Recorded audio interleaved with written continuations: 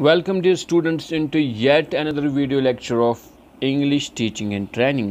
Students आज का जो हमारा टॉपिक है वो है कंपाउंड एंड कम्प्लेक्स सेंटेंस।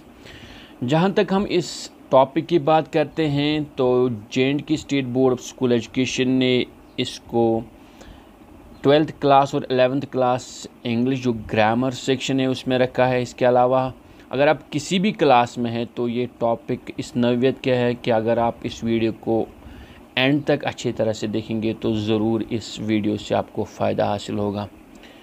चलिए स्टूडेंट्स, बात करते हैं कंपाउंड और कम्प्लेक्स सेंटेंस की। इससे पहले कि हम डायरेक्टली बात करें कंपाउंड और कम्प्लेक्स सेंटेंस की, आपको पता होना चाहिए कि what is finite and non finite verbs, क्योंकि जब हम बात करते हैं कंपाउंड और कम्प्लेक्स सेंटेंस की, इनकी सीखने की, समझने की, तो हमें पहले पता होना चाहिए कि फाइनाइट और नॉन फाइनाइट वर्ब्स क्या है।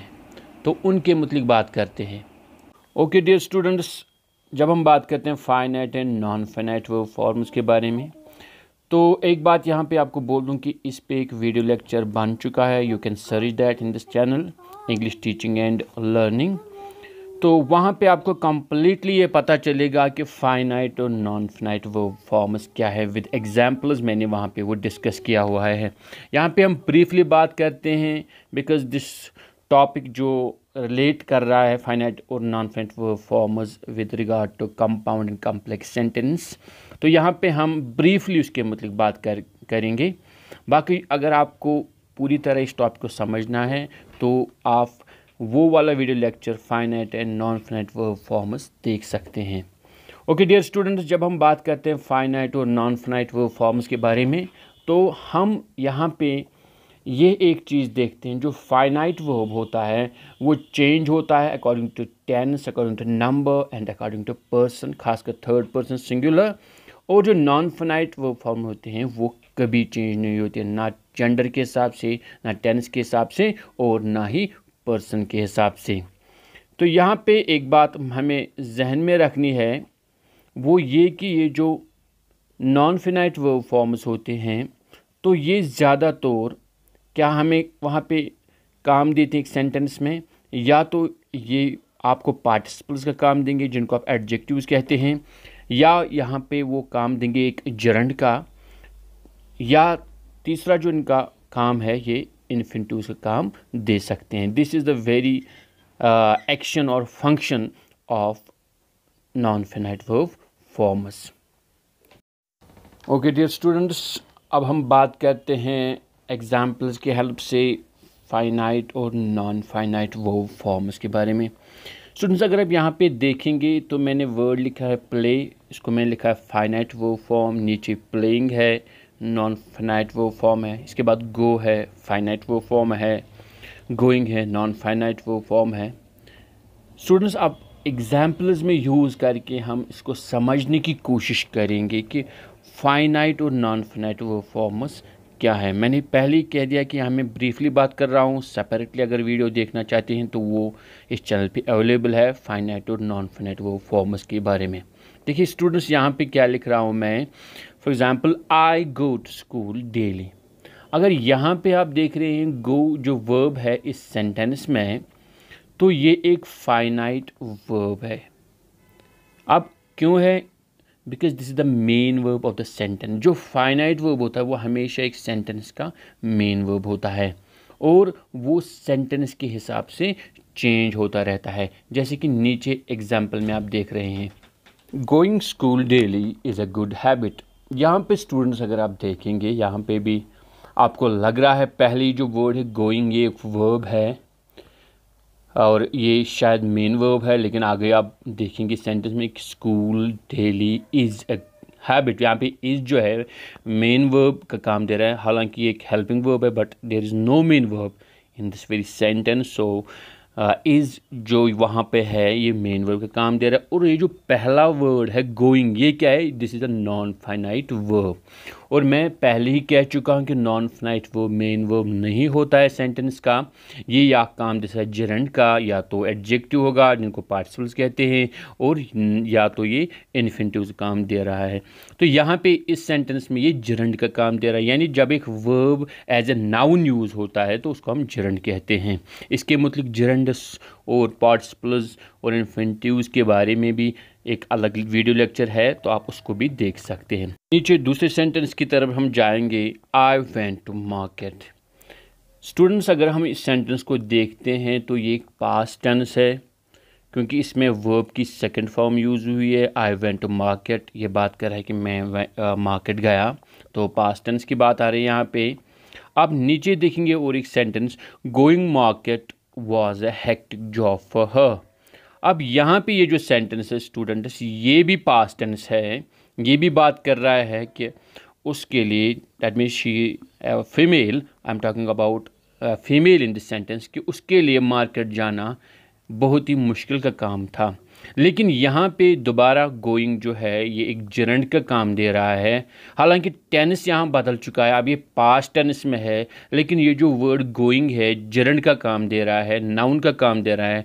ये जो वर्ब है नाउन का काम यहाँ पे दे रहा है, तो वो पास्ट टेंस में भी गोइंग रहा। और पहला सेंटेंस जो था वो प्रेजेंट टेंस में था, going school daily is a good habit, लेकिन वहाँ पे भी ये वर्ड वही था। लेकिन दोनों सेंटेंसेस में जो मेन वर्ब है, पहले में गो, तो यहाँ पे अब वेंट, तो पहले में फर्स्ट फॉर्म ऑफ वर्ब, यहाँ पे सेकंड में वेंट मैंने लिखा है second form of the verb. तो ये क्या दिखाता है कि ये जो सेंटेंसेस है इनमें जो वर्ब्स यूज़ हुए हैं तो वो फाइनाइट वर्ब्स हैं। क्यों? क्योंकि वो सेंटेंस के टेंस के हिसाब से चेंज हो गए यहाँ पे। जबकि जो दो बाकी सेंटेंसेस हैं, going school daily is a good habit and next one is going to market was a hectic job for her, ये भी सेंटेंसेस एक प्रेजेंट में एक पास्ट में है, लेकिन वहाँ पे जो स्टार्ट में वर्ड आ रहा है जिसको मैंने बोला कि जेरंड है, नाउन का काम दे रहा है वर्ब, वो चेंज नहीं हुआ। अब चलते हैं, बात करते हैं जो नॉन फाइनाइट वर्ब फॉर्म्स है वो according to third person change नहीं होती है। डियर स्टूडेंट्स, यहाँ पे आप देख रहे हैं मैंने यहाँ पे लिखा है first person, second person, third person, इनका सिंगुलर प्लूरल दिया है। जैसे फर्स्ट पर्सन में है आई वी, सेकंड पर्सन में है यू एंड थर्ड पर्सन में है ही शी इट और दे। तो ऊपर वाले जो लाइन में है I you and he she and it, ये सिंगुलर्स हैं, और plurals we you and they. यहाँ पे मैं आपका ध्यान चाहूँगा कि जो थर्ड पर्सन सिंगुलर है ही शी इट, इनके साथ जब हम यूज़ करते हैं मेन वर्ब जिसको आप कहते हैं फाइनाइट वर्ब, तो उसकी पहली फॉर्म यानी फर्स्ट फॉर्म ऑफ वर्ब, तो आपको वहाँ पे चेंज नज़र आती है। जैसे मैंने यहाँ पे सेंटेंस लिखा ही गोज़, ही के साथ मैंने गो यूज़ किया तो ई एस यहाँ पे ऐड करना पड़ा। नीचे अगर मैं यहाँ सेंटेंस देख रहा हूँ या आप देख रहे हैं, मैंने लिखा है आई गो, तो फर्स्ट पर्सन सिंगुलर के साथ मैं लिख रहा हूँ आई गो, लेकिन थर्ड पर्सन सिंगुलर के साथ जब मैंने यही वर्ब गो यूज़ किया तो मुझे गोज़ लिखना पड़ा, यानी ई एस का वहाँ पे इजाफा करना पड़ा। क्यों? Because finite verb forms they must have s or es when used with the third person singular। जब भी आप थर्ड पर्सन सिंगुलर के साथ जो ही शी और इट है इनके साथ वर्ब की पहली फॉर्म यूज़ करोगे तो वहाँ पे आपको या तो एस या ई एस लगाना पड़ता है। अब कहाँ पे ई एस कहाँ पे एस, वो एक सेपरेट टॉपिक है, उस पर भी बात करेंगे, वो एक उसके अपने थोड़े रूल्स हैं। तो लेकिन जब हम नॉन फाइनाइट वर्ब्स की बात करते हैं, जब भी आप वहाँ पे थर्ड पर्सन सिंगुलर के साथ इसको यूज़ करते हो नॉन फाइनाइट वर्ब फॉर्म को, वहाँ पे कोई चेंज नहीं आती है। चाहे आप किसी पर्सन के साथ भी इस नॉन फाइनाइट वर्ब फॉर्म को जोड़ दें, you will see no change there. आपको ना तो एस ना ई एस लगाना पड़ेगा। क्यों? क्योंकि ये मेन वर्ब होते ही नहीं, ये कोई और काम देते हैं, जो मैंने अभी बोला जेरंड का, एडजेक्टिव्स का या इन्फिनिटिव्स का। यहाँ पे मैं एग्जांपल लिख रहा हूँ, आप देख लीजिए कि मैंने नॉन फाइनाइट वर्ब फॉर्म्स को आप यूज़ किया है यहाँ पे थर्ड पर्सन सिंगुलर्स के साथ, लेकिन वहाँ पे आपको कोई चेंज दिखाई नहीं दे रही है। सो इट इज़ क्लियर कि नॉन फाइनाइट वर्ब फॉर्म्स के साथ जब हम थर्ड पर्सन यूज़ करते तो हमें वहाँ पे वर्ब में कोई चेंज नज़र नहीं आती है। स्टूडेंट, दिस वाज ब्रीफली हमने बात की नॉन फाइनाइट वर्ब फॉर्म्स के बारे में और फाइनाइट वर्ब फॉर्म्स के बारे में, क्योंकि टॉपिक जो कंपाउंड और कम्प्लेक्स सेंटेंस है उसके लिए ज़रूरी है। अब और एक पॉइंट उठाते हैं, जो टॉपिक है वो है फ्रेज़ का। Let us go for phrase. Okay, phrase क्या है? Phrase a unit of grammar, यानी ये ग्रामर में है, लैंग्वेज में है, हम इसको यूज़ करते हैं लैंग्वेज में। इंग्लिश लैंग्वेज की अगर बात करेंगे, use to build clauses and sentences. तो एक फ्रेज़ जो होती है इससे हम क्लॉजेस बना सकते हैं, चाहे आप मेन क्लॉज की बात करें, सबऑर्डिनेट क्लॉज की बात करें, एंड सेंटेंसेस। नेचुरली जब मैंने कहा कि क्लॉज अगर इंडिपेंडेंट होगा तो सिंपल सेंटेंस होगा, अगर उसके साथ और क्लॉज जोड़ दी जाए तो वो कंपाउंड या कम्प्लेक्स सेंटेंस हो सकता है, जिसके बारे में अभी हमें बात करनी है। अब और फ्रेज़ के बारे में क्या है? कंसिस्ट ऑफ वन और मोर वर्ड्स। तो फ्रेज़ जो है इसमें एक वर्ड है, एक से ज़्यादा वर्ड्स हो सकते हैं। So next one is there is no subject verb combination in a phrase. तो फ्रेज़ में एक सब्जेक्ट वर्ब कम्बिनेशन नहीं होती है। So these are main qualities जो हम अगर कहेंगे कि बड़ी दो चार बातें एक फ्रेज़ के बारे में, जैसे आपको पता चले कि फ्रेज़ है कि नहीं, तो यही है कि यूनिट ऑफ ग्रामर है। लेकिन दूसरी बात, use to build clauses sentence, ये खुद एक सेंटेंस नहीं होती है, ना एक क्लॉज होती है, ये क्लॉजेज और सेंटेंस को बनाने में काम आती है। कंसिस्ट ऑफ वन और मोर वर्ड्स, तो इसमें एक या एक से ज़्यादा वर्ड्स भी हो सकते हैं।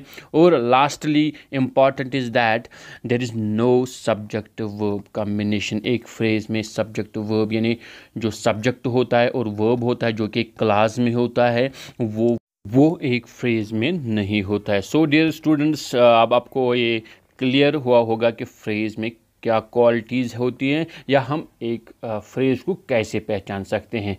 Again, I will go for the repetition. Phrase, a unit of grammar, use it to build clauses and sentences, consists of one or more words, no subject to verb combination. Students, compound और complex sentence को समझने के लिए अगर आप चाहते हैं कि फ्रेज़ और जो इसकी 5 किस्में हैं, टाइप्स ऑफ फ्रेजेस, उसके लिए भी एक आप वीडियो देखें तो उसके लिए भी एक वीडियो बन चुका है। आप सर्च करें इस चैनल पे phrase and 5 types of phrases, तो वो आपको मिल जाएंगे और आपको कम्प्लीटली अंडरस्टैंड होगा कि फ्रेज़ क्या है और इसकी जो 5 किस्में हैं, जिनको हम verb phrase, noun phrase, adverb phrase, extra, जो बाकी एक दो हैं, तो उनके मुतलिक हमने वहाँ पे डिटेल्ड और एक्सप्लेन्ड वहाँ पे बात की हुई है। चलिए स्टूडेंट्स, इसके बाद आता है अब फ्रेज़ के बाद क्लॉज। क्लॉज के बारे में ब्रीफली बात कर लेते हैं। Okay, here we are. Clause. तो क्लॉज क्या है? क्लॉज क्या होता है? Basic building block of a sentence, यानी एक सेंटेंस जो बनता है क्लॉज से ही बनता है। अब क्लॉज जो है इसके बारे में अगर आप चाहेंगे कि क्लॉजेस क्या, इसकी कुछ किस्में हैं, जैसे आपने सुना होगा main clause, subordinate clause. So dear students, मैं कहना चाहूँ इसके लिए भी एक वीडियो बन चुका है इसी चैनल पे। अगर आप सर्च करेंगे इसी चैनल पे जो कि है इंग्लिश टीचिंग एंड ट्रेनिंग, तो वहाँ पे आप ढूंढ लीजिए क्लॉजेस एंड इट्स टाइप्स या main clause and subordinate clause, आपको वो वीडियो मिल जाएगी जिसमें हमने डिटेल में बात किया हुआ है विद एग्जांपल्स कि clause, subordinate clause, main clause, तो इनमें क्या डिफरेंस है। तो यहाँ पे ब्रीफली हम बात करने जा रहे हैं। जो एक क्लॉज होता है ये एक सेंटेंस का बेसिक बिल्डिंग ब्लॉक होता है, इससे सेंटेंस बनते हैं। अगर फ्रेज़ और क्लॉज की यहाँ ब्रीफली बात करेंगे क्या डिफरेंस है, तो फ्रेज़ मे और may not have a verb, इसमें कभी होता है कभी नहीं होता है। अगर होगा तो उसको, उस फ्रेज़ को हम वर्ब फ्रेज़ कहेंगे, अगर नहीं होगा तो उसमें नाउन होगा, नाउन फ्रेज़ कहलाएगी। एडवर्ब होगा तो एडवर्ब फ्रेज़ कहलाएगी। तो जो भी मेन वर्ड वहाँ पे उस फ्रेज़ में होगा तो वो वाली फ्रेज़ उस टाइप से हम उसको कॉल करते हैं, जैसे adverb phrase, proportional phrase, noun phrase.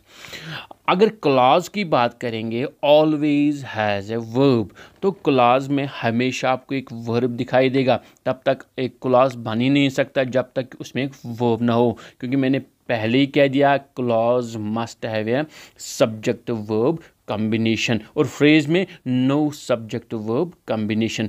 सो डियर स्टूडेंट्स, फ्रेज़ और क्लॉज की सिंपल यही डेफिनेशन है कि फ्रेज़ में वर्ब नहीं होता है अक्सर बेशतर, अगर होगा भी तो एक वर्ब फ्रेज़ होगी वहाँ पे, लेकिन क्लॉज में हमेशा आपको सब्जेक्ट वर्ब कम्बिनेशन देखने को मिल जाएगी। सो डियर स्टूडेंट्स, ये 2-3 चीज़ें आपको पहले जहन में रखनी है। First one is finite and non-finite verb forms. Next one, it was phrase and the lastly it is clause. तो ये 3 चीज़ें अगर आपको समझ में आ गई तो इसके बाद जो हमारा मेन टॉपिक है कंपाउंड एंड कम्प्लेक्स सेंटेंस का, तो वो आपके लिए समझना बहुत ही आसान हो जाएगा। दोबारा यह हमें कहना चाहूँगा, जो इसके जो 3 मैंने कहा कि एलिमेंट्स जो आपको पता होने चाहिए, finite and non finite verb forms, then we have phrase, then we have clauses. इनके लिए सेपरेटली डिटेल्ड में वीडियो बन चुके हैं इसी चैनल पे, वो आप पहले देख लीजिए, फिर इस टॉपिक पे दोबारा आइए। You will feel it very easy to understand. तो कंपाउंड और कम्प्लेक्स सेंटेंस जो है वो आपको बिल्कुल आसानी के साथ समझ आ जाएगा। So dear students, it is all about compound and complex sentence in today's lecture. जो अगला इसका पार्ट 2 आएगा उसमें हम चाहेंगे कि इस टॉपिक को कंप्लीट करें। Till then, take care, have a nice time, goodbye.